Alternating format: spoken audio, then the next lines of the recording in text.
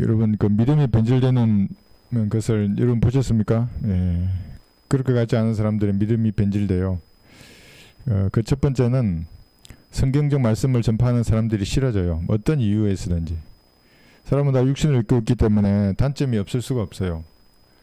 예수님도 육신을 입고 계셨기 때문에 아마 예수님을 보고서도 많은 사람들이 단점이 보이면 아마 떠나갔을 거예요. 예수님 옆에 있을더라도. 이런 성경적 신앙을 고수하려고 하는데 그게 변질되고 내 신앙이 퇴색해지는 첫 번째는 진리의 말씀을 전하는 형제나 자매들이 싫어지게 돼 있어요. 어떤 형태로든지. 그래서 그런 신호가 여러분에게 전달이 되면 이게 하나님 앞에 더 밀착하라는구나. 이런 신호를 얘기하셔야 됩니다. 그러니까 믿음이 차는 거예요. 미움이 차는 거예요. 내 안에 미움이. 남이 미워 죽겠어요. 물론 그 사람이 미운 짓을 하니까 내가 믿겠지. 그렇다고 똑같이 미워하면 어떻게 되겠어요, 이게 그리스도인이. 그러니까 그런 기초에서 항상 무너진다고요. 교리를 몰라서 무너지지 않아요. 성경들을 믿는 그리스도인들이 항상. 교리를 우리만큼 아는 데가 어디 있어요. 말씀을 비교해서. 그러니까 교리가 뭘 몰라서 무너지진 않아요.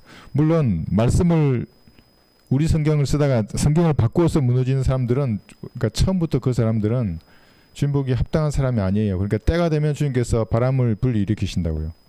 폭형이라든지 뭐 헝컹이라든지 근본형이라든지 개혁성경이라든지 다양한 성경을 주게 돼 있어요. 그 사람에게.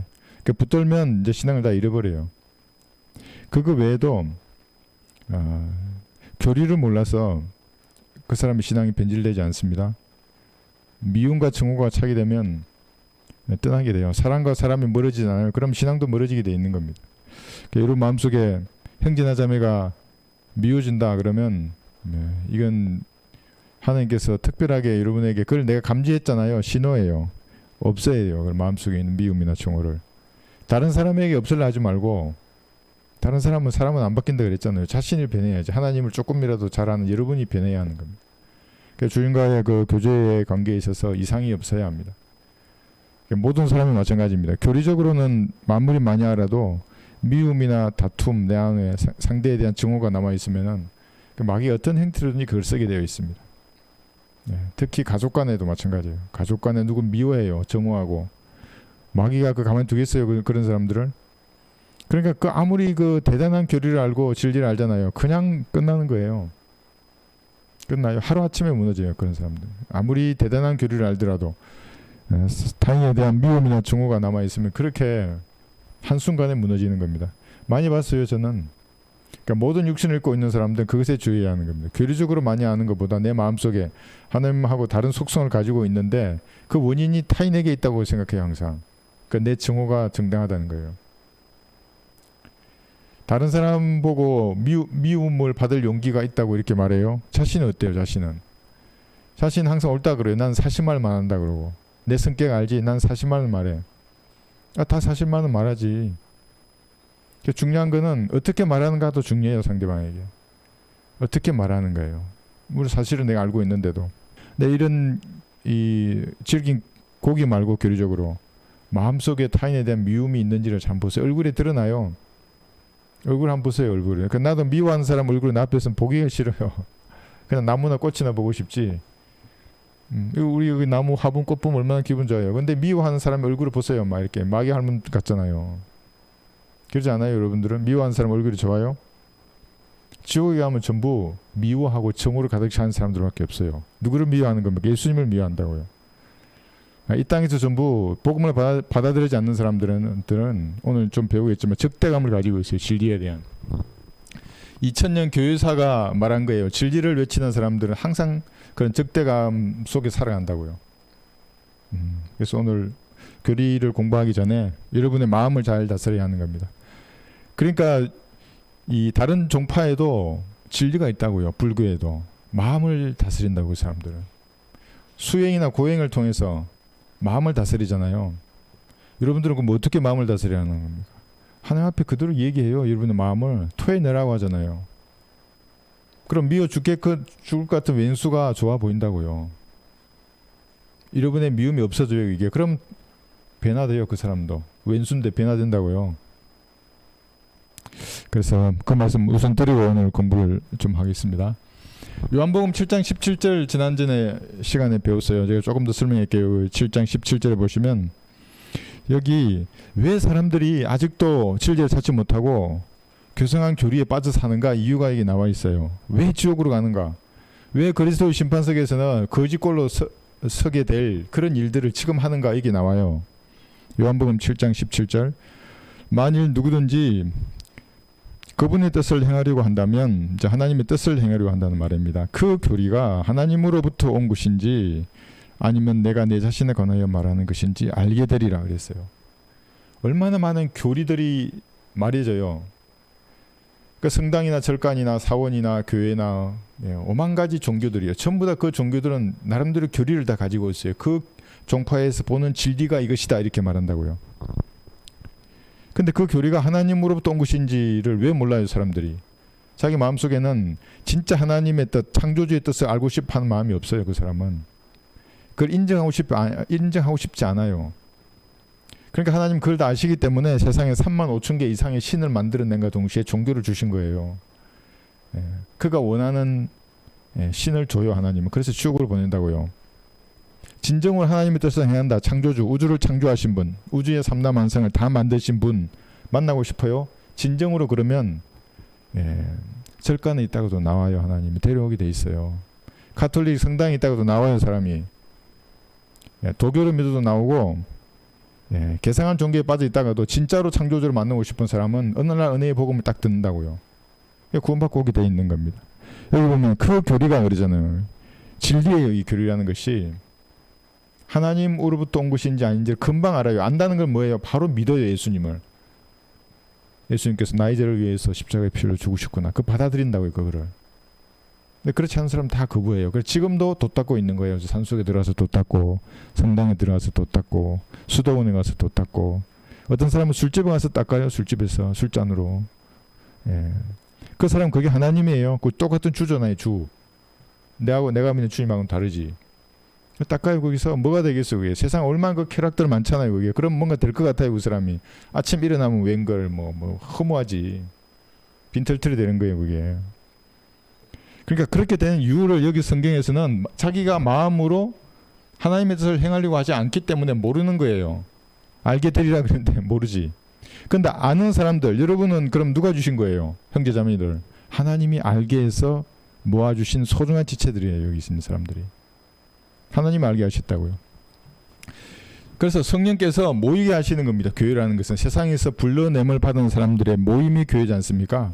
그러니까 여러분들을 누가 세상에서 불러냈어요? 성령 하나님께서 한 사람 한 사람을 불러낸 겁니다.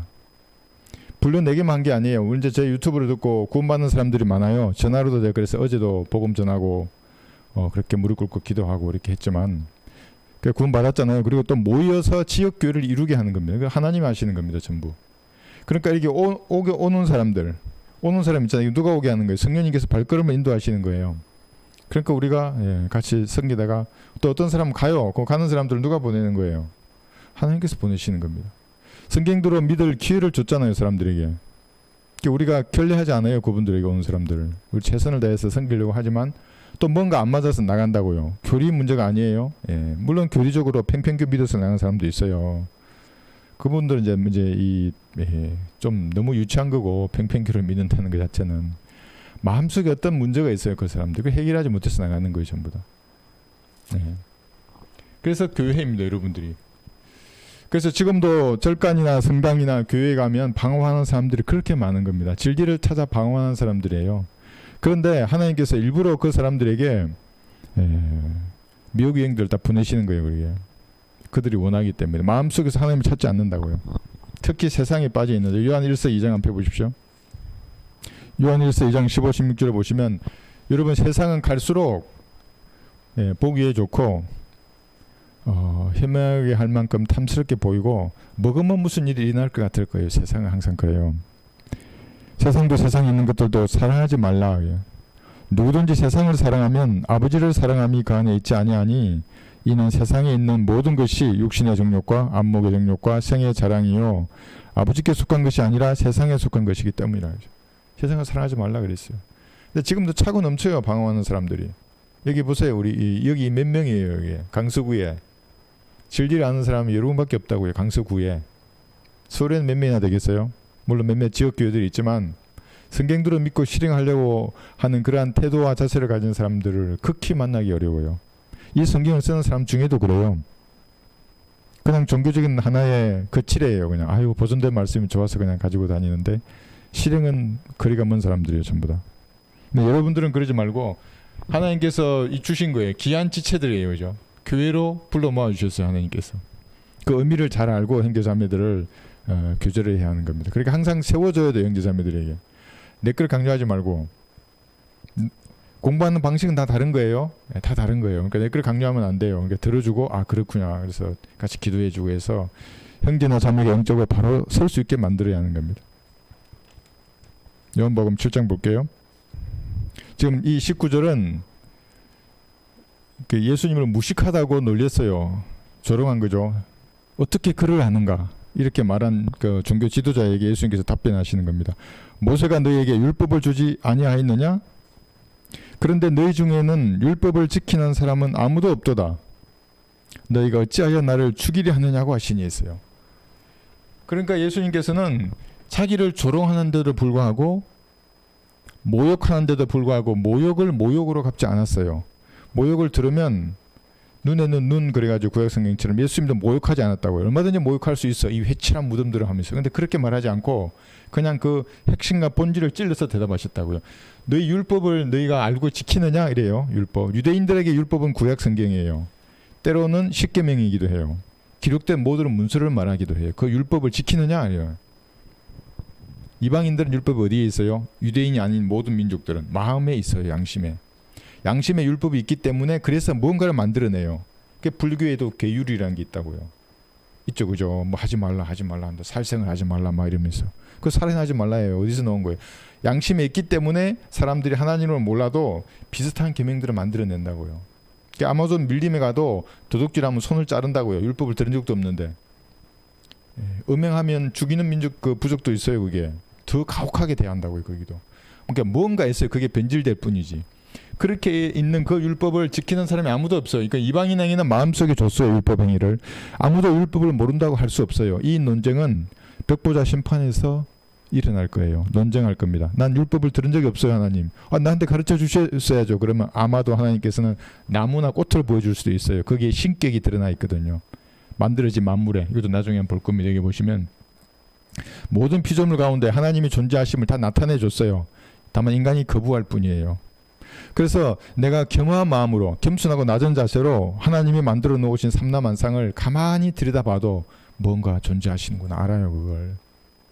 모른다는 말은 뭐냐면 내가 죄악으로 양심이 화인을 맞았거나 일부러 하나님 두기를 싫어하는 거예요. 그게. 백보자 심판에서 논쟁할 거예요. 자신 있는 사람들이 그때 쓰는 거예요. 나는 들은 적도 없고 하나님을 본 적도 없고 복음을 들은 적도 없고 본 적도 없다고. 그래서 예수님은 그대로 말하는 거예요. 아무도 없다고 말하는 겁니다. 율법은 그럼 뭡니까? 계율이나 율법이나 무엇을 행해서 그렇고선 하나님 앞에 다가서려고 한 이것은 지도교사의 율법이라는 거죠. 갈라디아서 3장 24절 보세요.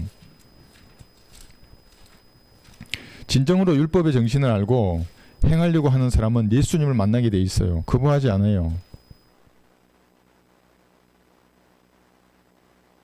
24, 25절. 그리하여 율법이 우리를 그리스도에게로 인도하는 우리의 지도교사가 되었으니 이는 우리로 믿음으로 의롭게 하려 함이라. 이거는 율법과 믿음 완전히 반대되는 건데 이 율법 자체가 완벽한 의를 요구하잖아요. 행위로. 근데 그럴 수 없어요. 인간은. 그래서 율법을 어기면은 동물의 피라든지 뭐 곰가루라든지 뭐 이렇게 바쳤다고요.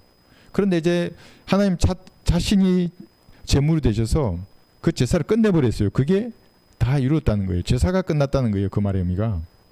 그러니까 율법을 지키려고 하는 사람은 예수님의 피를 딱 들으면은 그걸 그대로 받아들일 수밖에 없어요. 네가 율법을 지켜서 어렵게 되려고자 하느냐? 그건 불가능해. 그런데 여기서 하나님 자신이 제물로 드리셔서 율법의 모든 요구를 충족하셨단다.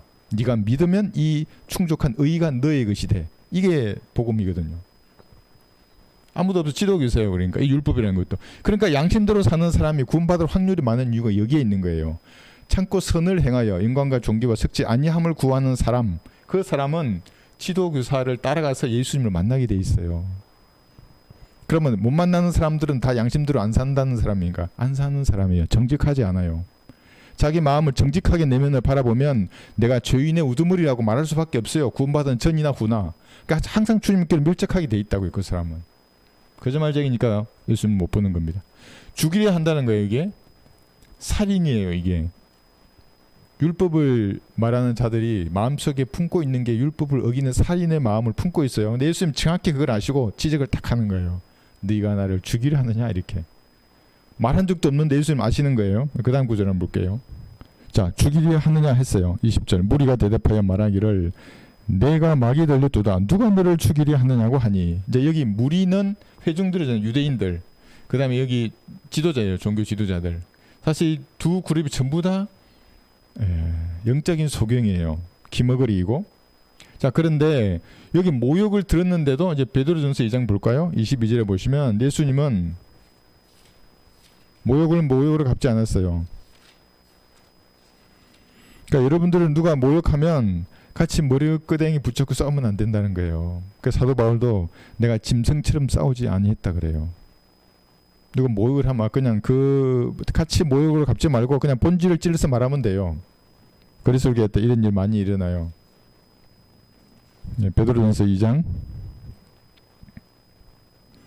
22, 23. 그는 죄를 짓지 아니하셨고 그 안에는 감사함도 없으셨으며 모욕을 당하셨으나 다시 모욕으로 갚지 아니하셨고, 그러니까 모욕을 갚지 않았어요. 고통을 당하셨으나 위협하지 아니하셨으며 오직 어렵게 심판하시는 분께 자신을 의탁하시느니라.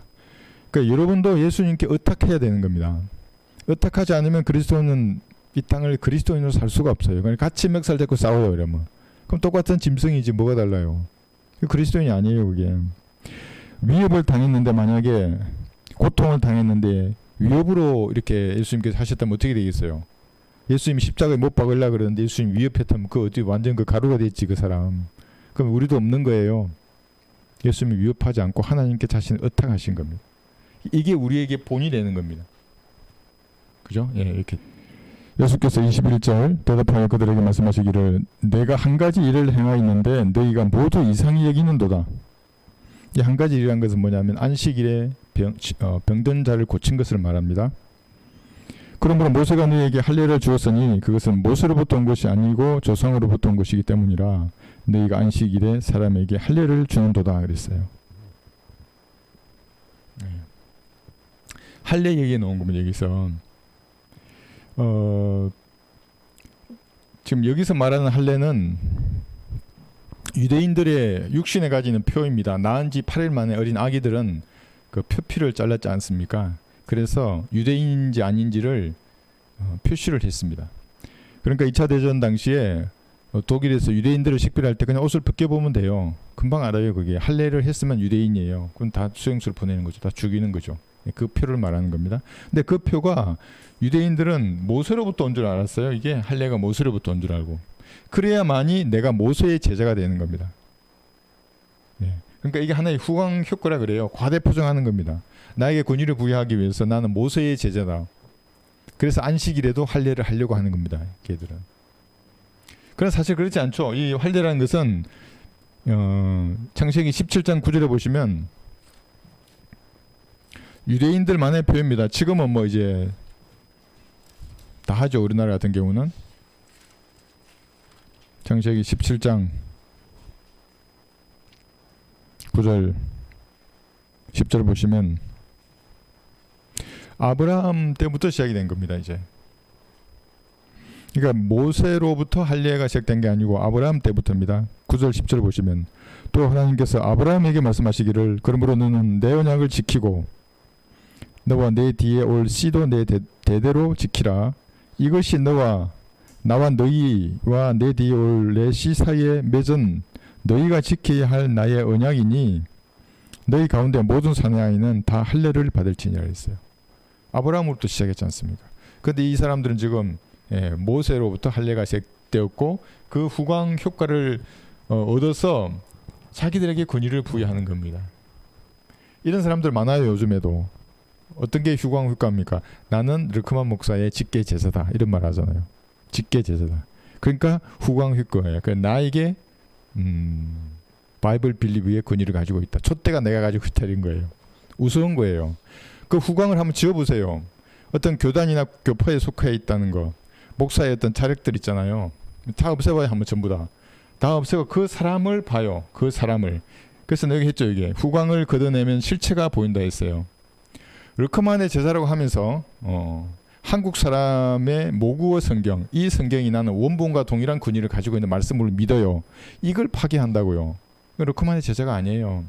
르크만 목사님은 영어를 최종 권위를 모국어로 쓰는 사람들에게 영어 킹제임스 버전이 최종 권위라고 말씀하셨어요. 그리고 모국어 성경의 가치를 인정하는 사람들을 인정해 줬다고요.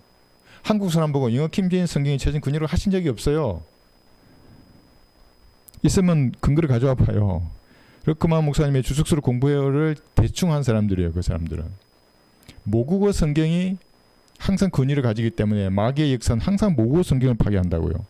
그러니까 독일어인들에게는 독일어 루터 성경이 최종 권위예요. 영어 킴슨 버전이 아니고 뭘 모르는 사람들이에요. 그들의 이 이름 말로 해서 후광 효과를 얻으려고 하는 거죠. 이게 요한복음 9장 27절을 보시면 다시 가봐요. 요한복음 9장에 요한복음 9장 27절에서 그가 그들에게 대답하기를 내가 이미 당신에게 말하였는데도 듣지 아니하더니 어찌하여 또다시 듣고자 하는가 당신들도 그의 제자가 되기 원하는가 라고 하자 그들이 그에게 욕하며 말하기를 너는 그 사람의 제자이나 이제 니는 예수님이 제자라 이 말이죠. 우리는 모세의 제자라 하는 거예요. 아브라함의 제자라고는 하지 않죠. 그죠? 예, 이방인이란 말 들을까봐 그런 말은 하지 않고 모세의 제자라고 말하는 거예요. 그러나 사실은 이 할례라는 것은 모세를 통해서가 아니라 아브라함을 통해서 온 겁니다. 여기 있죠. 후광을 드러냈을 때 여러분들 봐야 할 첫 번째는 그리고 공부하셨잖아요. 이게 공부하셨죠. 은혜의 복음이 뭔지 들었잖아요. 그죠? 그러면 어떤 사람이 작성한 전도지름 내보라 그랬잖아요. 글에는 영이 나오기 때문에 글을 아는가 그랬잖아요. 예. 하나님께서 글을 쓸 수 있는 능력을 주세요. 하나님께서 부르신 사람이면 학력이 중요한 게 아니에요. 글을 써요. 그 사람이 배운 적도 없는데 저는 뭐 글을 쓰는 거 어디서 배웠겠어요. 저는 국문학이 아니에요. 전공이 저는 사회과학이에요. 국문학을 전공한 사람 제가 보기엔 뭐 문법도 틀리고 맞춤법이 틀릴 수도 있어요. 그런데 이제 교육을 하시는 분이 이제 교육을 해주기도 하지만 그러나 글을 쓰게 돼 있어요. 그 다음에 설교를 봐요. 설교. 그 영적인 능력이 하나님께서 어떤 조명을 주셨는가 그에게 보는 거예요. 그 고뇌예요. 설교하는 거. 설교자와 하나님 사이에 아주 그 고뇌의 산물이에요. 사실은. 그러니까 어떤 걸 겪는가 이 설교자가. 그리고 그 사람이 말하는 것에 어떤 영이 나오는가. 설교를 들으면 여러분 어떻게 하고 싶어요. 한번 보세요. 여러분의 맺히는 열매도 한번 보시고. 그 다음에 그 사람이 가르치는 게 공부하잖아요. 이게 가르치잖아요. 가르치는 은사를 과연 그 사람이 받았는가? 못 가르쳐요. 목사는 것 교사라 그랬잖아요. 성경에서. 가르치는 은사가 없어요. 그러면 유심히 보는 겁니다. 이 세 개만 봐요. 나머지 다 없어요. 무슨 뭐 내가 누구의 제자고 누구의 안수를 받고 어느 교단에 속해 있고 교인이 1000명이 넘고 뭐 교회가 얼마나 크고 그게 무슨 상관이에요. 하나님하고. 하나님은 그런 것하고는 전혀 상관이 없어요. 여러분들이 이거 보실 때 충분히 이것으로 확인할 수 있습니다. 그 다음에 이 육신적인 할례보다는 할례를 받고 안 받고는 아무것도 아니에요. 이제 우리 신약이제 이방인들이잖아요. 우리는 이 교회예요. 하나님께서 불러낸 교회거든요. 우리가 우리에게 중요한 건 영적인 할례예요. 이게 골로새서 2장 11절 보세요. 영적 할례. 이거 아는 목사는 대한민국에 몇 명이나 될 거예요. 이번에 손가락 한번 세보세요. 성도는 몇 명이나 되겠어요. 물론 무슨 뭐 흥킹이니 뭐 이런 푸킹이 말하는 사람들 중에도 있을 수 있어요. 그러나 성령께서 그 사람을 깨우쳐주셔서 이 의미를 정확하게 아는 사람은 정말 소수예요. 골로새서 2장 11절. 미국에서도 이 말을 하면 이렇게만 파가 돼요. 이단이 되는 거예요. 또한 너희가 그의 안에서 손으로 하지 아니한 할례. 손으로 한 할례는 이거잖아요. 이거 이 할례. 아브라함 때부터 나의 언약이지. 언약의 표로 유대인들은 태어나면 8일 만에 할례를 받았다고 표피를. 근데 그건 손으로 했지 않습니까? 근데 손으로 하지 아니한 할례를 받았으니 곧 그리스도의 할례로 육신의 제들의 몸을 벗어버린 것이라. 무엇이 몸을 벗은 거예요? 혼이 몸하고 붙어 있다가 이제 잘라진 거예요. 할례된 거예요. 여기는 포피의 살을 베는 거지 않습니까? 그럼 포피의 살을 잘랐듯이 혼과 몸이 분리된 거예요. 구원받을 때에. 이게 성령께서 하시는 영적인 수술인 겁니다. 이게 더 중요하죠. 그리스도인들에게. 이게 예수 그리스도의 제자가 되는 첫 번째 조건이 영적 할례가 있는 사람이어야 하는 겁니다. 어떻게 알아요? 구원 간증을 들어보면 아는 겁니다. 구원 간증 들어보면 아는 거예요. 구원 간증 안 하신 분들은 준비하세요. 우리 교회 이제 다니시다가 시간이 여의치 않아서 간증 안 하신 분들은 이제 많은 분들이 간증을 올리고 있잖아요. 막 오래 해도 되고 짧게 해도 돼요. 저는 짧게 했어요. 아주 축약해서 해도 되고 좀 재밌게 해도 돼요. 그런데 어떻게 내가 예수님의 피를 믿어서 구원받았다. 내 모든 죄가 다 용서된 것을 그날 알았다. 이거예요. 뭐 이렇게 뭐 불 받고 이런 거 아니에요. 그러면 또 제가 또 상담해야 돼요. 그러니까 내 구원 간증을 정확하게 성경적으로 말할 수 있어야 돼요. 그러니까 형제 자매들이 했던 구원 간증을 잘 들어봐요. 그러니까 어떤 분은 또 그거 들으면 자기가 그게 또 맞춰진다고 안 들으려는데 그렇게 하지 말고 들어봐야 내 걸 말할 수가 있어요. 예. 영적 수술이 훨씬 중요한 겁니다. 이게 일어나야 예수님의 제자로 살 수 있습니다. 영적 수술을 바꿔도 예수님의 제자로 살지 않아요. 헌신하지 않는다고요. 90% 이상이에요. 그리스도인들 중에. 그냥 자기 뜻대로 살아요. 그냥. 오늘은 이리 가고 내일은 저리 가고. 그렇게 산다고요. 그렇게 살다 보면 구원받았을 때를 잊어버려요. 그러니까 이 세상으로 들어가는 속도가 빠르면 빠를수록 진흙탕에서 뒹굴면 뒹굴수록 그거 잊어버려요. 그냥. 내가 한때 거룩하고 예수님 피로 내가 씻겼었는데 그때가 언제지 생각도 안 나요. 그러다가 이제 어떤 말씀을 듣거나 여러분들이 만나서 그 일깨워줘야 한다고요. 네가 그때 예수님 피로 구원받았지 않냐고. 그러면 아무리 진흙탕이 있더라도 그게 다가와요. 제가 잘 알아요. 저도 군대 생활할 때 하도 많이 겪어봐서 십자가가 그려진 전부 때만 봐도 마음이 뭉클했다니까요. 막 하잖아요. 훈련하고 뭐 하고 이렇게 하다가도 가끔 이렇게 도로가를 쳐다보면 와 저기서 예수님 나를 위해 그렇게 했는데 그게 남아있다고요. 그게. 그러니까 여러분들이 일깨워줘야 하는 것입니다. 자 23, 4절 볼까요? 안식일에 대한 게 나옵니다. 다시 돌아갑니다. 본문으로. 그래서 항상 공부할 때는 본문을 이렇게 딱 이게 해주세요. 체크를. 그래서 바로바로 이렇게 딱 펼 수 있도록 23, 4절 보세요. 자 여기서 이제 그들의 입을 막는 이제 예수님의 송곳 같은 말씀이 여기에 있습니다.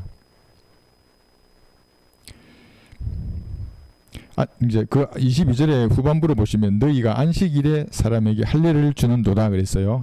모세의 율법 때문에 그런 거예요.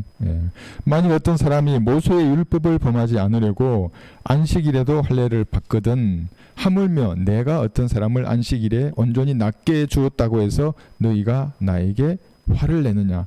외모로 판단하지 말고 어려운 심판으로 판단하라. 이게 무슨 말이냐면 이런 겁니다. 안식일에 할례를 줬어요. 그 사람들이. 왜 그러냐면 할례라는 것은 상해지 않습니까? 피가 나는 거예요. 아픈 거예요. 그죠? 상처가 나는 거. 근데 안식일의 정신은 뭐냐면 그 쉼을 통해서 생명을 유지하는 거지 않습니까? 그러니까 사람도 쉬지만 땅도 쉬고 동식물도 쉬고 다 쉬게 하는 거예요.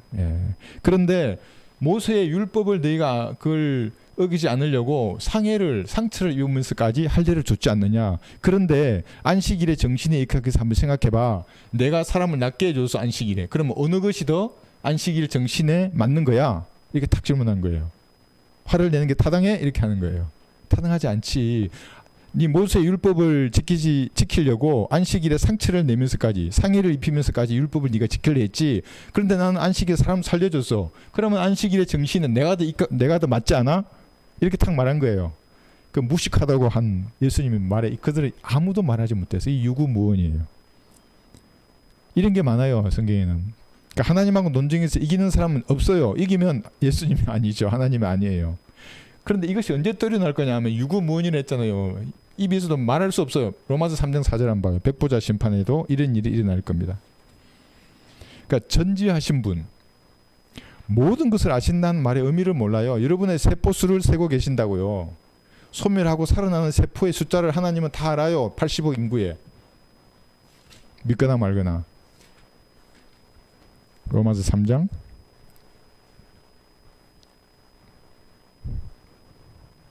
4절. 잘 보세요. 결코 그럴 수 없느니라. 실로 하나님은 참되시나 사람은 모두 거짓말쟁이라. 기록된 바 이는 주께서 주의 말씀에 의롭다함을 얻으시고 판단 받으실 때에 이기려 하심이라. 이 판단이란 말이 심판을 받는다는 말입니다. 이게 언제 이런 일이 날 것인가? 백보자 심판입니다. 나중에 좀 보겠지만 여기 백보자 심판이 이게요. 계시록 20장이죠. 이건 모든 우주의 색이 다 사라지는 공의 상태예요. 무가 될 거예요. 불구 영어 좀 썼어요. 오늘도. 이 우주가 소멸하고 모든 죽은 자들이 다 부활해서 서잖아요. 예수님 앞에 심판을 받을 때에 이제 그 말쟁이들 특히 예수님을 막 괴롭힐 거예요. 막 오만 가지로 자기를 변호할 거예요. 왜냐하면 지면 불못이에요. 영원히 불못이에요. 이제 이게 딱 단심제예요. 삼심도 아니에요. 물론 이 땅에 살면서 얼마나 많이 예수님 마음을 두드렸어요. 이렇게 여기 마음을 두드렸어요. 예수님께서 거부할 수 없어요. 사람들이 마음을 두드렸어요. 이건 세 번이 아니라 죽는 순간까지 수십 번, 수백 번도 더 두드렸을 거예요. 이번에 그 참사 일어났잖아요. 홍수가 나서 한번 보세요. 그게 어떤 사람은 물이 오니까 차를 그냥 뺏겨서 나가버리잖아요. 어떤 사람은 가만히 있고 좀 가슴 아픈 일이죠.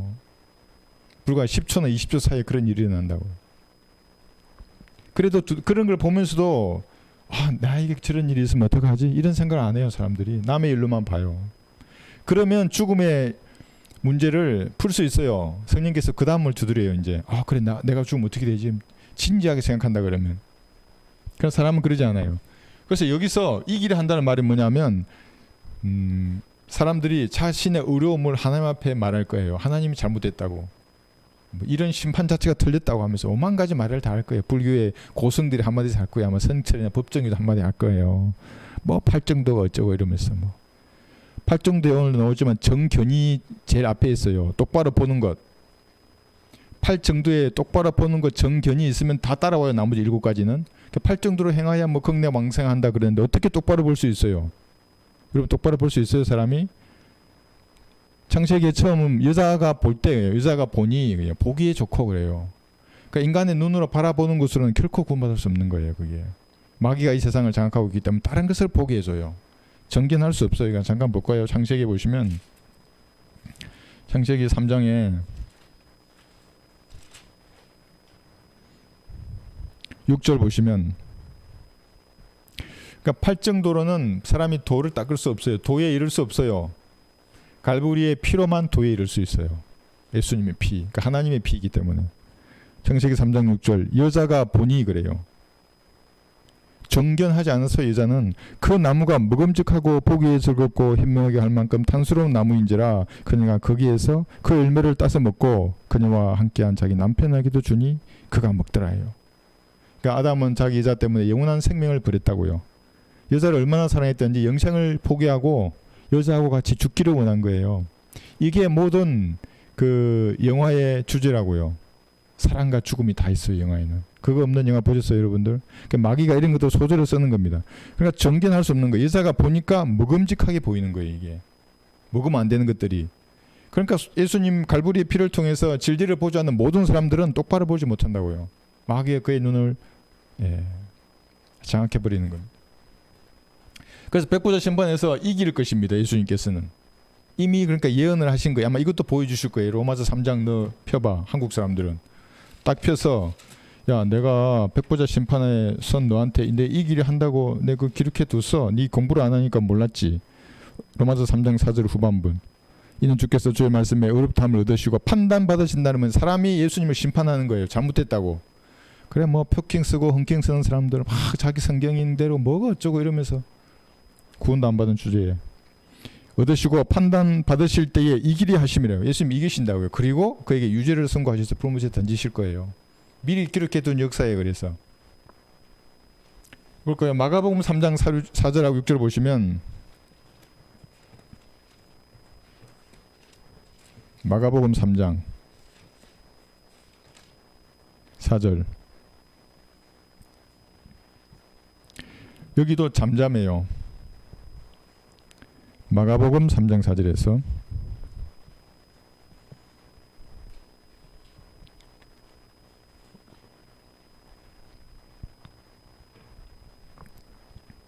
그들에게 말씀하시기를 안식일에 선을 행하는 것이 타당하냐 아니면 악을 행하는 것이 타당하냐 생명을 구하는 것이 타당하냐 아니면 죽이는 것이 타당하냐고 하시나 그들은 잠잠하더라요. 말하지 못하여 예수님이 질문해 백보자 심판에서 수많은 죄인이 예수님에게 질문할 거예요. 예수님 말 한마디로 그들은 다 잠잠할 거예요. 그게 뭐예요? 어리석은 자는 그의 마음에 하나님이 없다 하는도다. 불교는 무신론이에요. 로마 가톨릭은 마귀를 섬기는 단체이고 하나님하고 무관한 거예요. 6절 보시면 그러자 바리새인들이 나가서 즉시 그를 대적해서 어떻게 죽일까 하고 헤롯 당들과 함께 모의하더라 그랬죠. 이 적대감이 있는 겁니다. 여기 적대감이죠. 이게 2000년 교회사에서 입증된 것이에요. 죽이려 하는 거예요. 이렇게 진리를 말하면 마음속에는 그들이 여러분을 죽이려 하는 거예요. 죽일 수 없죠. 우리나라는 법치 국가에서 어떻게 죽이겠어요. 그러나 이제 대환란이 되면 죽일 거예요. 그들이 모든 세상 군수를 그때 다 장악해요. 법으로 말할 거예요. 성경대로 전하면 그때 진짜 죽여요. 자, 이제 이걸 볼 수 있고 7장 25절 볼까요? 다시 들어가서 요한복음 7장 25절 25절부터 29절인데 25, 26절 두 구절 볼게요. 그때 예루살렘의 몇몇 사람들이 말하기를 이 사람은 그들이 죽이려고 하는 그 사람이 아니냐. 그런데 보라 그가 담대하게 말하이도 그들이 그에게 아무 말도 하지 아니하는도다. 관원들은 참으로 이 사람이 바로 그 그리스도인 줄 아는가? 이렇게 회중들이 말하는 겁니다. 몇몇 사람들이. 그런데 지금 이게 예수님이 어떤 분인지 안 게 아니에요. 이 사람들이. 회중들이나 지도자나 똑같이 소경이에요. 이게. 이 말의 의미는 뭐냐면 아니 관원들이 예수님을 그리스도 구약의 메시아로 아는가? 빨리 체포하지 않고 뭐해? 지금 이렇게 말하는 겁니다. 그러니까 회중들이나 지도자들이나 똑같은 영적인 상태예요. 정견할 수 없는 상태. 보지 못하는 거예요. 예수님. 메시아가 눈앞에 있어도 보지 못하는 겁니다. 여러분 어떠십니까? 성경이 여기 있잖아요. 하나님의 말씀이에요. 여러분의 모든 문제를 여기 말씀이 해결할 수 있어요. 해결할 수 있다고요. 나이가 많으신 분도 문제가 있고 청년도 문제가 있어요. 근데 성경이 해결할 수 있어요. 읽으면 돼요. 다만. 근데 왜 안 읽는 거예요? 그 당시 유대인들 뭘 할 게 하나도 없어요. 아이고 그 당시 유대인들 예수님이 눈앞에 있는데도 알아보지 못했다고. 지금 여러분 앞에 성경이 있는 겁니다. 이걸 가지고 이단 사이비는 또 그래요. 이 앞에 이재로이가 있는데 성령 하나님인데 알아보지 못한다 그러고 정명석이가 성자 하나님이라 그러고 이만희가 무슨 보혜사라 그러고. 네? 여러분들은 이 성경이 있는 겁니다. 유대인의 전체를 밟으면 안 돼요. 여러분 펴서 읽으세요. 그러면 해결되게 돼 있습니다. 제가 만든 하나님의 그게 여러분 진지하게 다가서는 게 말씀 읽었잖아요. 뭔가 마음에 깨달아졌어요. 그걸 가지고 진지하게 기도해봐야 하나님 앞에 대화를 하는 겁니다. 아버지 하나님 이렇게 제가 왔습니다. 그리고 아까 깨달은 걸 얘기해봐야 하나님 앞에. 그렇게 며칠만 조금만 해보면 이제 능력이 발휘됩니다. 그래서 똑같은 겁니다. 정견할 수 없습니다. 팔 정도로는 결코 구원받을 수 없어요. 시작에 석가모니가 그랬잖아요. 8 정도 중에 첫 번째 정견이 마부라 그랬어요. 그럼 나머지는 뒤따라오는 거예요, 전부. 그런데 정견 첫 번째 마부가 개판인데 어떻게 정견할 수 있어요? 구원받고 바른 말씀으로 공부해야만이 정견할 수 있어요.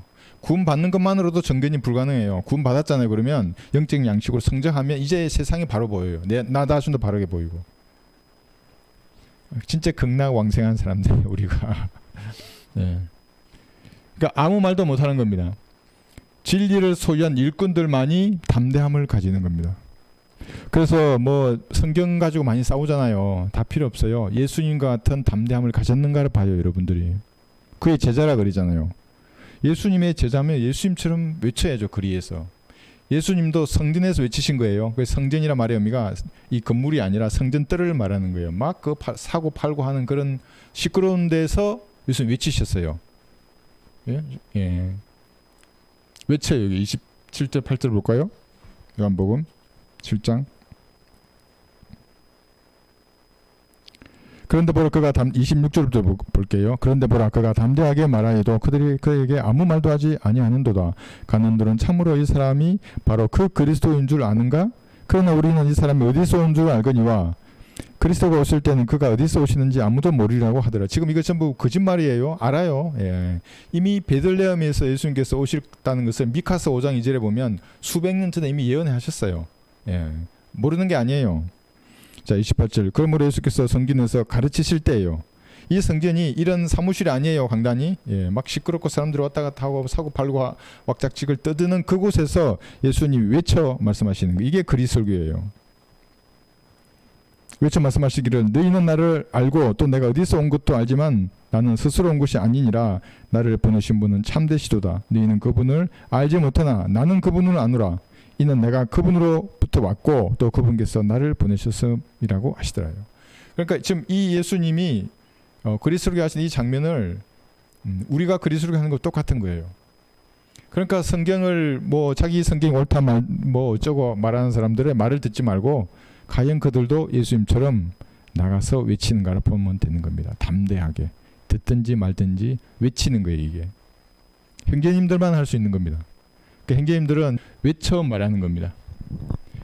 예수님은 이것을 외쳤지만 그리스도교자들은 지금 그리스도니까 사도행전 8장 이후잖아요. 지금 아직 아니에요. 지금 이거 예수님과 같은 이걸 외치는 게 아니라 은혜의 복음을 외치는 겁니다. 고린도전서 15장에 나와 있는 헛되이 믿지 않도록 죄에 대한 찔림을 주는 겁니다. 형제들 말하는 겁니다. 죄의 삭은 사망입니다. 세상에 죄짓지 않는 사람이 있습니까? 하나님께서는 모든 사람이 죄를 지었으므로 하나님의 영광에 이르지 못한다고 말씀하십니다. 여러분 죄 문제 해결하지 않으면 여러분들은 여러분의 죄 가운데서 죽을 것입니다. 지옥에 간다는 말씀입니다. 지금도 여러분의 발밑에는 지옥의 불길이 활활 타오르고 있습니다. 이렇게 경고해야 된다고, 외쳐 말해야 된다고요. 그럼 보셨어요? 그 사람들 어떤 분이 봤대요. 그러니까 그리스도교가 이상해서 글로 안 가고 일로 왔다고 하는 분도 있어요. 외쳐 말하는 게 그 알아본 눈이 성령께서 주시는 거예요. 저렇게 알게 되리라 하셨기 때문에 외쳐 말했습니다. 너희는 나를 알고 그랬잖아요. 그죠? 이 무슨 말이에요? 사람들은 예수님을 알아요. 볼까요? 먼저 피조물 있죠. 로마서 1장 20절에 보시면 하나님을 안다고요. 로마서 1장 20절.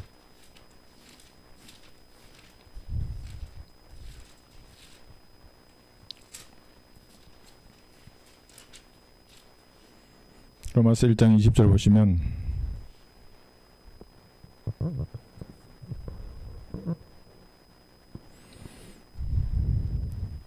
세상의 창조 때부터 그분에게 속한 보이지 않는 것들이 분명히 보여졌고 심지어는 그분의 영원한 능력과 신격까지, 신격이 삼위일체를 말하는 겁니다.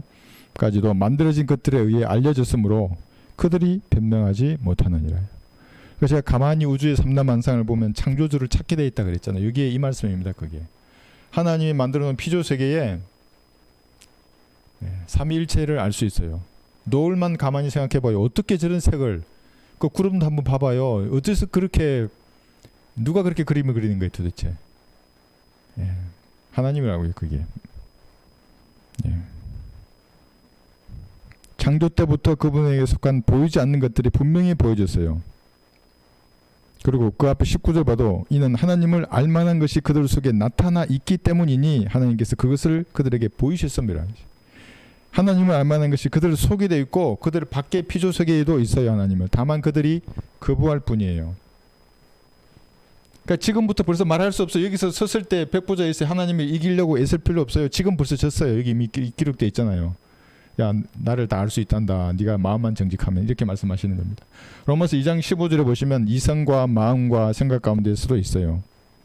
로마서 2장 15절 15절 그들의 양심도 증거하고, 양심에도 증거하는 거예요. 하나님의 존재를. 그들의 이성이 송사하거나 서로 변명하여 그들의 마음에 기록된 율법의 행위를 보여주느니라. 하나님의 마음에 다 똑같이 기록해 놓았다고요. 사람들에게. 어떤 제도나 문화나 간섭을 통해서 이걸 망가뜨리려고 하는 거죠. 그런 데에서는 가끔 죄를 지어도 그것이 타당한 것처럼 보이긴 해요. 그러나 보통 일반적으로 봤을 때는 양심에 하나님이다. 알만한 것들이 있는 것입니다. 또 있어요. 고린도후서 3장 3절에 보시면 여러분을 통해서 하나님을 보는 겁니다. 그래서 여러분들을 하나님께서 보내신 그리스도의 편지라고 합니다. 고린도후서 3장 3절. 그러니까 여러분의 말과 행동이 조심해야 하는 겁니다. 들떠서 막 말을 하기 시작할 때부터 조심해요. 이제 마귀가 속도를 계속 내게 해서 나중에는 악셀레터가 고장나요. 계속 가는 게. 급발진하는 자동차 보셨어요? 말을 계속하게 만드는 거예요. 그럼 이게 뭐지 한번 생각해 보세요. 마귀가 이제 그때부터 활동하는 겁니다. 고린도, 왜냐하면 여러분들이 편지인데, 그리스도의 편지인데 그리스도의 향기를 안 내고 육신의 향기를 내기 시작하는 거예요. 악취라는 겁니다. 그게. 고린도후서 3장 3절 보시면, 또 너희는, 구원받은 사람을 말합니다. 우리가 섬긴 그리스도의 편지임이 분명히 드러났으니 이는 잉크로 쓴 것이 아니라 살아계신 하나님의 영으로 쓴 것이며 돌판에 쓴 것이 아니라 육신의 마음판에 쓴 것이라. 우리가 섬긴 그리스도의 편지, 여러분들입니다. 예. 물론 이 성경도 편지예요. 저도 구령할 때 그래요. 보이지 않는 하나님이 이런 모든 것들을 통해서 자신을 나타냈는데 더 정확하게 나타난 책이 성경이야. 하나님이 너에게 쓴 편지야 하면서 말하잖아요. 그러면 그 말하는 나도 지금 편지예요. 하나님의 말씀을 내가 지금 말하고 있잖아요. 그죠? 예. 그 다음에 이제 계시록 3장 20절은 똑똑똑 두드리는 거예요. 마음문을 두드리는 겁니다. 성령께서. 그러니까 여러분들은 그냥 구원 안 받아도 괜찮아요. 안 받아도 복음의 씨를 뿌려 놓으면, 뿌려진 그 씨를 가지고 이제 집에 갔잖아요. 아우, 내가 저 인간 이제 나 예수님 영접하라 그랬는데, 아유 이제 빨리 집에 왔어. 아유, 내 깜빡 속을 뻔했네. 내가 예수님을 믿을 뻔했어. 큰일 났네. 이거 집에 갔어요. 그런데 들은 게 있잖아. 들은 게 그걸 성령께서 가지고 쓰신다고요. 막 뭘 해도 생각나요. 자꾸 갈보리가 생각나고 지옥이 생각나고, 이거 어떻게 해야 돼? 막 이러다가 구원받은 사람이 있다고요. 이게. 그러니까 두려워하지 말고 같이 영접기도 해도 좋지만, 그러지 않아도 그 씨 뿌렸던 그 상은 다 받아요. 나중에. 예. 그 다음에 여기 29절을 보시면 다시 본문으로 돌아가셔서 7장 29절.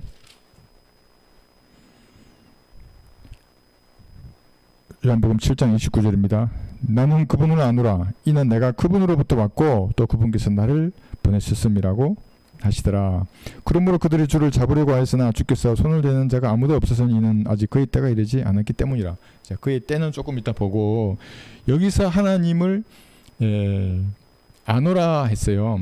그런데 이제 모르는 사람들 있잖아요. 이게 알게 되리라 했는데 모르는 사람들은 어디서부터 오냐면 요한복음 8장 47절에 보시면, 하나님께로부터 나온 사람은 하나님의 말씀을 듣느니라. 이게 무슨 말일까요, 여러분? 너희는 하나님의 말씀을 듣지 아니하나니 이는 너희가 하나님으로부터 나오지 않음이라고 하시니라. 사실 이게 무서운 말이에요. 내가 이제 죽었어요. 육신의 자막을 딱 벗었어. 그런데 헐, 내가 하나님으로부터 나온 사람이 아니었네. 무서운 일이 일어나는 겁니다. 그때는 이제 영원한 지옥이에요. 다시 어쩔 수 없어요. 그런데 자, 그러니까 이런 관점에서 바라보면 여기 알게 되리라 그랬잖아요. 모르는 사람들이에요. 예수님을 모르는 사람들은 여기 에스겔 12장 2절 볼까요? 에스겔 12장 2절에 보시면 소경들인데 반역하는 집이라 그래요. 에스겔 12장 20절. 그래서 우리가 눈이 있어도 보지 못하는 소경들, 귀가 있어도 듣지 못하는 귀머거리에 대해서 많이 말하지 않습니까? 12장 2절. 이게 이 말씀에 근거해서 그러는 겁니다. 소경이 소경을 인도하면 당연히 빠지죠. 뭐 어떻게 되겠어요. 소경인데 둘 다.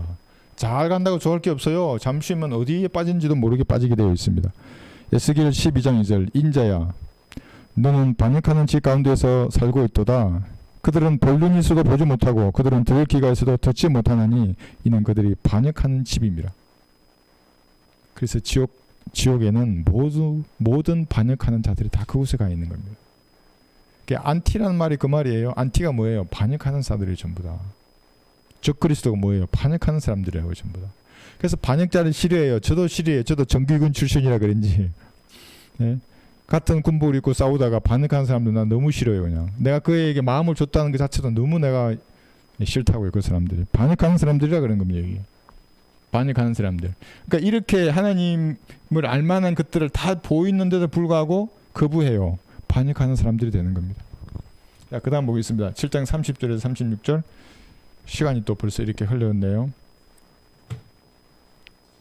오늘 좀 양이 많았어요. 이게 양이 많았는데 뭐 하겠습니다. 그냥 7장 36절 30절부터 30절 볼까요? 그의 때 그러므로 그들의 주를 잡으려고 하였으나 주께 손을 대는 자가 아무도 없었으니 이는 아직 그의 때가 이르지 않았기 때문이라요. 예수님의 때는 이 땅에서 자기가 해야 할 그 사역이 있어요. 그것을 완성해야 될 때가 이르기 전에 죽을 수가 없죠. 아무도 손대지 못했어요. 그러니까 잡으려고 해도 예수님이 그들 사이로 그냥 지나가셨잖아요. 때가 아니니까 아무도 잡지 못했어요. 그들이 용맹함이 없어서 못 잡은 게 아니에요. 때가 안 되니까 잡을 수 없는 거예요. 또 그들이 예수님께 동정심을 베풀어서 살려준 것도 아니에요. 때가 안 되니까 예수님 잡히지 않는 거예요. 그러니까 어떤 사명을 받았으면 하나님이 사역을 완수하도록 책임져 주세요. 보호하세요. 하나님께서. 그리고 장애물을 제거하세요. 그러니까 여러분 주의해야 될 게 하나님의 사역이 아니면 얼마든지 방해해도 돼요. 하나님의 사역이라고 생각되는 게 눈곱만큼이라도 있잖아요. 그냥 말하지 마세요. 안 하는 게 좋아요. 왜냐하면 하나님께서 책임지시고 그 사역을 완수할 때까지 보호하시는 거예요. 이게. 그리고 방해물은 제거하세요. 그러니까 조심해야 되는 거예요. 이렇게. 그러니까 저는 저를 비방하는 사람들을 비방으로 안 갚아요. 모욕을 모욕을 안 갚듯이. 그럼 너는 뭐예요? 다만 주님이 나에게 하라고 한 일을 하는 겁니다. 그러니까 나 그냥 강단에서 말할 거예요. 뭐 어쩌고 저쩌고 다 필요 없어요. 그런 것들. 그러니까 이런 말이죠. 이 어떤 사람을 하나님께서 죽이셔서 본향으로 데려가겠다고 하나님 마음을 딱 정하잖아요. 너는 내일 12시에 내가 데려갈게. 누가 막을 수 있겠어요? 아무도 막을 수 없어요. 이 사람은. 근데 하나님께서 살려주겠다. 아니다. 나는 너의 때가 아직 남아있다. 넌 여기로 가야 돼. 근데 누가 죽여서 본향으로 데려갈 수 있겠어요? 하나님 아닌데. 그래서 그리스도인들이 두려워할 게 없는 겁니다. 이 땅을 살아가는 동안. 어떤 문제 앞에 난관 앞에 봉착하더라도 여러분의 때가 남아있는 거예요. 그리스도인들은 구원받은 그리스도인이잖아요. 그러면 다 자신의 때가 있어요. 여러분들이 죄와 연루되지 않고 마귀적인 교류가 연루되어 있지 않다면 하나님께서 선하게 인도해 주신다고 이거를. 믿어도 좋아요. 이거는 정말. 그래서 하나님만 신뢰하는 겁니다. 골방에서 이 문제가 해결되면 두려울 게 없어요. 그리스도인들은. 비록 내가 어려운 질병이나 여러 가지 있어요. 특히 정신병적인 문제가 있어요. 기도로 얼마든지 이겨낼 수 있어요. 그런데 그 정신병의 문제가 약물을 보조적인 수단으로 써야 할 게 있어요. 그런 질병의 문제가. 그렇지 않고 이제 영적인 것과 연계되어 있는 질병일 수 있어요. 이거 좀 구분해야 되지만 그러나 기도와 말씀으로 호전될 수 있어요. 진지하게 주님과 교제하는 겁니다. 기도와 말씀으로. 그러니까 약물의 양을 줄여 나가면 됩니다. 한번 해보십시오. 이거는. 통일부 장관 후보자 이게 무슨 말이에요? 여러분 제 그 커뮤니티에 올렸는데 김영호 씨 이번에 장관 후보자가 청문회 하기 전에 이제 남북 교류 협력에 관한 기본법 중에 대북 전단 금지법이 있어요. 이게 못하게 했는데 이 사람이 이걸 법률을 수정하겠다 그랬어요. 그 야당이 지금 뭐 반발하려고 난리예요. 나는 야당 여당이 성경대로 법안을 발의하면 그 당을 내가 잘한다 그러죠. 그렇지 않은 당은 가차 없다고 해요. 왜냐면 마귀의 편이라고 그게. 북한에 복음을 전하지 못하도록 막은 당이 누구예요? 그 사람 누가 그 법을 발의했어요? 이재명 씨잖아요. 경기도 지사할 때 뭐 그 공무원들 사복 공무원들 보내가지고 나 가는 길에 곳곳마다 배치했었다고 그 사람이. 지금은 이제 법안이 발의됐는데 이 고칠 거 난 기도하고 있다고. 한 번 더 문이 열리다 휘고되기 전에 한 번만 더 문이 열게 해주십시오. 그때는 제가 너무 이 군대식으로 접근하다 보니까 뭐 사람이 다 진짜 군인인 줄 알고 내가 너무 순진했어요 그때는. 근데 지금은 그렇지 않아. 지금 내가 그래서 내 주님 앞에 내 죄를 자백했고 앞으로 일을 하게 되면 주님이 보내주시는 사람이라고 확신 드는 사람이 없으면 나 혼자라도 할 거예요. 그런 기술이 있고 능력이 있는 건 우리 교회밖에 없어요. 이 지구상에. 그래서 북한 주민수만큼은 내가 전도지를 보내고 싶어요. 그러니까 지금 보낸 거에 한 100배는 더 보내야 돼요. 근데 우리 교회가 내가 기도한 게 뭔지 아세요? 이 폭이 15m는 돼야 돼요. 15m. 풍선의 길이가 그래서 될 것 같아요. 여기 보니까. 강단까지 다 치면은.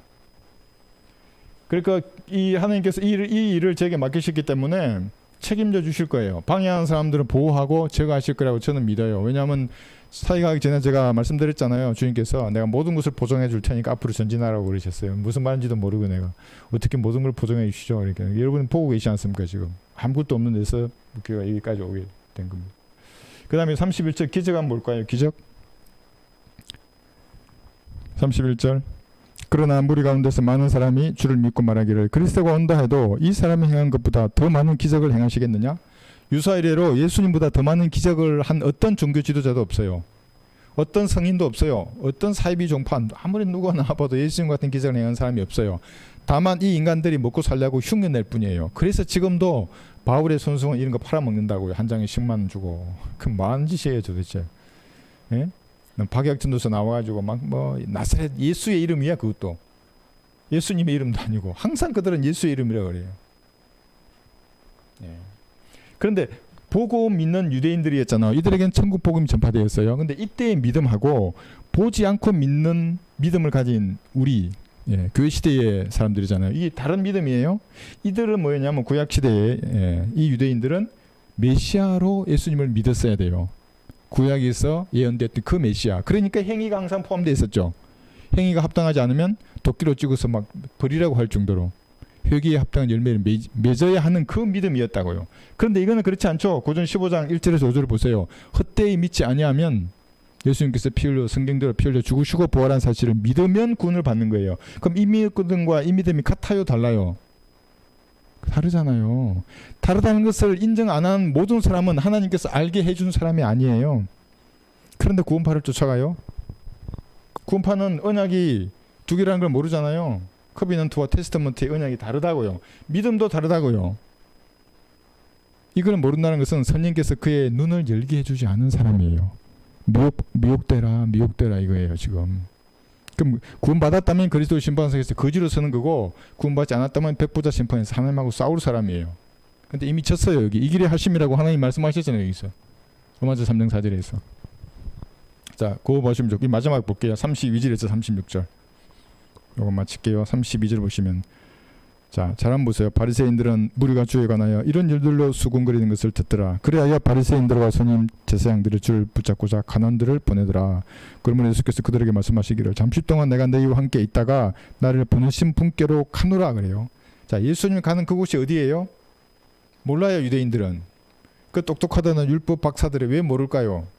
소경들이니까 모르는 겁니다. 여러분들 아세요? 예, 여러분 우리 공부 많이 했어요. 이제 정북 방향으로 우리는 갈 겁니다. 그러니까 우주의 모양을 알 수가 없어요.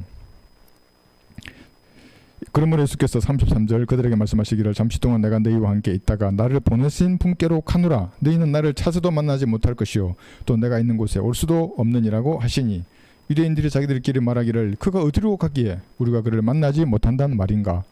이방인들 중에 흩어져 사는 사람들에게로 가서 이방인들을 가르칠 것인가? 이거는 사도 바울을 통해서 그렇게 되었습니다. 36절 너희가 나를 찾아도 만나지 못할 것이요 또 내가 있는 곳에 올 수도 없느니라 고한 그의 이 말이 무슨 뜻인가 라고 하더라. 알 수가 없죠. 소경들이 어떻게 알겠어요? 여러분들은 아는 겁니다. 그러니까 이게 향상된 계시라는 것이 과거 초림 당시에 어떤 유대인들 사도들보다 여러분들이 더 많이 아는 거예요. 이 당시 사도들은 아무것도 몰랐어요. 사실 여러분 지금 알고 있는 향상된 진리의 지식을. 그러니까 예수님이 어디로 가는가, 내가 있는 그곳, 이게 모퉁이잖아요. 이게 우주의 모습입니다. 이 피라미드 형태의 모퉁이 돌에 예수님이 가 계시는 겁니다. 여기에 지구잖아요. 정북 방향으로 가면 하나의 문, 하나의 길이 있어요. 내가 그 문이라 했잖아요. 예수님이 그 길을 했잖아요. 우주의 이 물속을 통과해서 여기서 갈 수 있어요. 그런데 어떤 사람이 나타나가지고 내가 하늘을 갔다 왔다 그러면 전부 거짓말이에요. 이게 이게 이 말을 했기 때문에 아마 어떤 사람이 또 내가 물속을 통과해서 이런 사람 나올 거예요. 조금 있으면. 이것도 내가 예언했어요. 이제 좀 봐봐요. 어떤 목사 중에 내가 천국 갔다 왔는데 지난번에 했던 그 말 중에 빠진 게 있어. 거대한 기품의 물청을 통과했단다. 막 이러면서. 그러니까 다 섞어버린다고. 이제 데adline 다가오면 다가올수록 제가 여기서 이렇게 인터넷에서 뭘 말하면 사이비들이 섞어서 자기 거를 또 써먹는다고요. 자, 우리가 근데 봐야 될 것이 뭐냐면 다시 돌아가서 예수님 이해 보세요. 구약에는 주의 천사로 계속 이 땅에 왔다가 가셨다가 이렇게 하셨어요. 예. 그 다음에 동정녀 탄생하실 때 오셨다가 죽으심으로 가셨다가 바로 내려오셨다가 40일 후에 또 올라가셨다가 공중에 다시 오셨다가 데려가죠. 지상에 다시 내려오셔서 영원히 통치하실 것입니다. 이런 거를 공부해야 되는 거예요. 디모데후서 2장 15절 말씀대로. 공부하지 않으면 유대인들 말씀대로 니 어디로 간다는 말이야 도대체. 제가 이방인들로 가나 뭔 말인지 모르고 맨날 쉬어 한다 나눈다 그러고 영적 악의로 사는 겁니다. 여러분 공부하셔야 되는 거예요. 요거는 뭐냐면 우주의 말이 나왔기 때문에 여러분에게 간단하게 다시 한번 정리를 해놓은 겁니다. 창세기 1장 1절 이전의 우주는 공이었어요. 물질이 없는 상태였어요. 하나님만 계셨어요. 그죠? 근데 1장 1절에서 찬란한 우주를 만드셨죠. 여기부터 우주는 색이 된 거예요. 보이는 모든 것이에요. 그러다가 1장 2절에서 우주가 멸망하고 3절에서 현재의 우주가 된 겁니다. 자, 그러면 1장 3절 현재의 우주부터 지금은 6천년 시대라 그래요. 우주가. 이게 젊은 우주론 여기서 나온 거예요. 근데 이것만 말하면 뭔가 빠져 있어요. 그게 뭐냐면 1장 1절부터 여기까지는 138억 년이에요. 과학자들하고 여러분 논쟁에도 칠 수가 없어요. 걔가 뭐 78억 년 전에 뭐가 어쩌고 100억 년 전에 뭐가 어쩌고 하더라도 그래 1장 1절부터는 네가 마음대로 여기 불러넣어봐. 하나님께서 네 믿음에 따라 200억 년을 하든 뭐 1000억 년을 하든 넣어봐. 그런 간격이 있는 겁니다. 그런데 현재 1장 3절부터 물에서 튀어나온 우주는 젊은 우주의 6천년.